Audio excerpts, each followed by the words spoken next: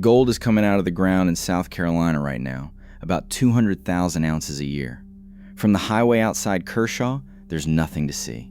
Pine woods, a church, a gas station. And this ground isn't new. Miners were pulling gold out of this exact dirt in 1827, 22 years before the California Rush. This is the only active gold mine anywhere in the eastern half of the United States, which raises two questions. How did America forget that South Carolina was gold country in the first place? And why is everybody coming back right now? Start with a figure that shouldn't be true. Between 1799 and 1849, this one belt of rock, geologists call it the Carolina Slate Belt, was the source of essentially all the gold mined in the United States. Not most of it, effectively all of it. The federal government built a branch mint in Charlotte in 1837 for a single reason. There was so much local gold that hauling it north to Philadelphia had become a logistics problem. Nobody teaches this, and it started by accident. In the spring of 1799, a 12-year-old boy named Conrad Reed skipped church to go fishing in Little Meadow Creek in Cabarrus County, North Carolina. In the water, he saw something yellow. He hauled it out. It was heavy, 17 pounds, smooth, wedge-shaped, and completely unfamiliar to him. His father, John Reed, a German immigrant farmer who had deserted the British Army during the Revolution, didn't recognize it either. So the family used it as a doorstop for 3 years. In 1802, John Reed finally carried the rock to a jeweler in Fayetteville. The jeweler knew exactly what it was and asked Reed to name his price. Reed, with no frame of reference at all, asked for $3.50, roughly a week's wages for a farmhand. The nugget was worth about $3,600.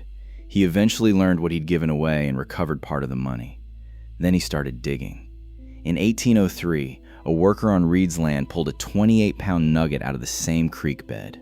Within a few years, farmers across the Piedmont were working their own creeks between planting seasons, panning gravel in the spring, harvesting in the fall.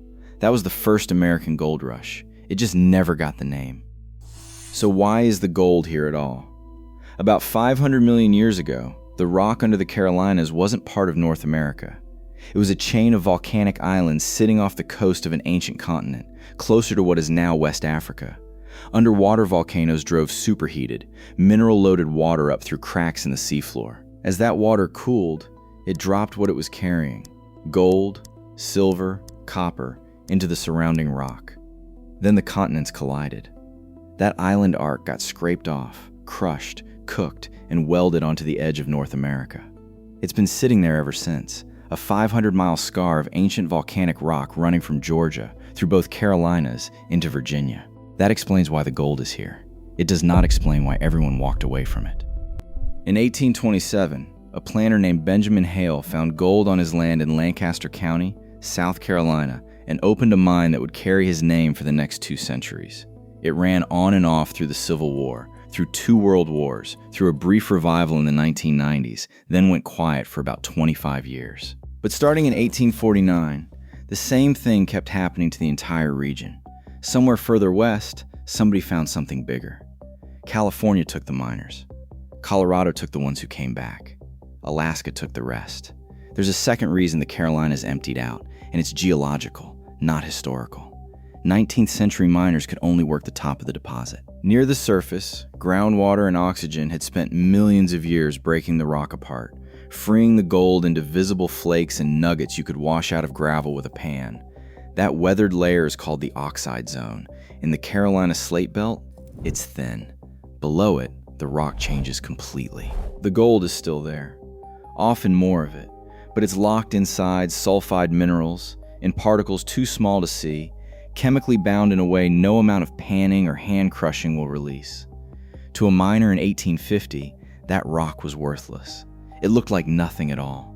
It took until the late 20th century for the technology to catch up. Flotation and pressure oxidation circuits that crack sulfide ore open and recover gold at grades under 2 grams per ton, roughly a gram of metal in a wheelbarrow of rock.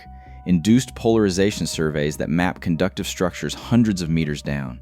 Magnetotellurics, which reads the Earth's own electrical field to image geology kilometers below the surface. The gold never left. The miners just couldn't see it. 200 years later, somebody finally can. And as of right now, There are drill rigs turning on 3 separate properties in this belt. Which brings us to what is on that ground today. The Haile gold mine reopened in 2017 under OceanaGold, a company headquartered in British Columbia that bought the property in 2015. In 2025, OceanaGold produced 497,600 ounces of gold across 4 mines on 3 continents, a record year. Haile alone now accounts for roughly 45% of that output. As of 2026, Haile is producing around 200,000 ounces a year in Lancaster County.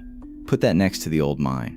From Benjamin Hale's discovery in 1827 until the federal government shut American gold mining down for the war in 1942, the historic operation produced an estimated 350,000 ounces. That's 115 years of work. The modern mine does that in under 2 years. Since 2017, it has produced more than 1.4 million ounces, 4 times what the previous 2 centuries managed, out of the same ground. CEO Gerard Bond has said the mine is the primary driver of the company's growth this year, expecting roughly 35% more gold out of Haile than in 2025 at meaningfully lower cost. In April 2026, OceanaGold listed on the New York Stock Exchange for the first time, and Bond named the catalyst directly, South Carolina. His point, and it's a fair one, the 4th largest gold producer in the United States is operating in South Carolina, and most people driving past it have no idea. If Haile were the only thing happening here, this would be a story about one mine. It isn't. So, is America's next gold rush a fair thing to call this? Here's what that phrase has to mean to be true. Not one company. Not one pit. A wave. Multiple operators moving into the same district at the same time, spending real money on ground somebody else already gave up on. That is precisely what the Carolina Slate Belt looks like in 2026. 13 kilometers from Haile, about a 15-minute drive, sits the old Brewer mine in Chesterfield County, a heap leach operation that shut down in the 1990s and was reclaimed and left alone.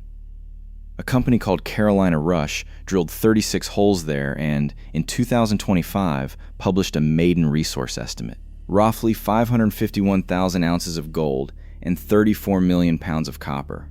36 holes. In late 2025, OceanaGold signed an earn-in agreement on Brewer, up to $20 million of exploration spending in exchange for as much as an 80% interest. Deep drilling started in January 2026, testing whether this district sits on top of a copper-gold porphyry system, the kind of deposit that produces mining districts rather than individual mines. Cross the state line and it keeps going. In North Carolina, Metal Source Mining is drilling Silver Hill, the site of America's first commercial silver production, back in 1838, and reporting intercepts measured in kilograms per ton of silver equivalent. Back in South Carolina, Lexington Gold has been core drilling at Jennings Pioneer, alongside the old Barite Hill pit. Different companies, different targets, same belt. Same logic. Go back to the ground the 1800s abandoned and look at it with instruments those miners couldn't have imagined. That is a gold rush. And it isn't coming. It's already happening.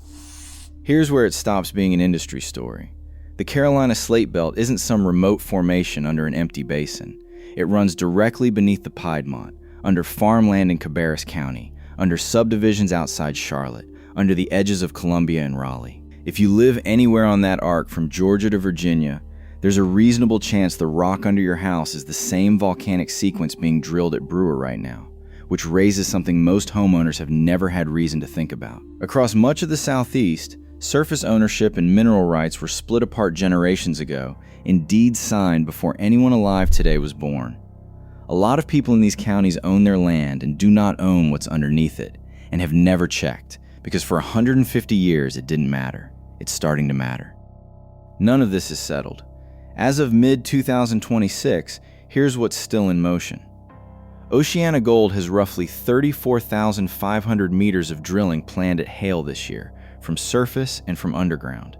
In February, the company changed the plan for the final phase of its Ledbetter pit. It will now be mined underground instead, which means mineralization sitting outside the old pit outline just became potentially economic. Mineralization at Horseshoe remains open in multiple directions, which is the industry's careful phrasing for, they still haven't found the edge of it.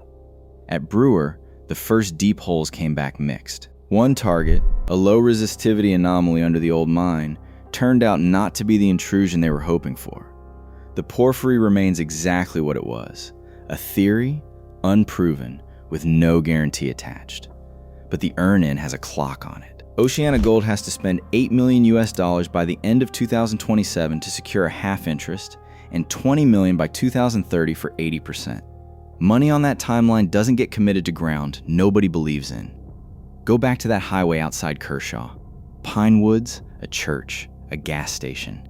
There is still nothing to see from the road. That hasn't changed since 1827, and it isn't going to. But behind the tree line, the only operating gold mine east of the Mississippi is running at 200,000 ounces a year. Drill rigs are turning on 3 separate properties across 2 states. And a 200-year-old district that America wrote off as finished is being mapped from scratch with tools that make the 19th century look blind.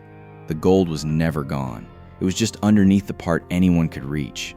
And that's the thing about a gold rush. Nobody recognizes it while they're standing in it. The people in 1799 didn't either. They thought it was a doorstop. This channel exists for exactly this. The stuff that's been sitting under our feet the whole time, waiting for someone with the right tools to finally see it. If that's your kind of story, subscribe to Geoscope.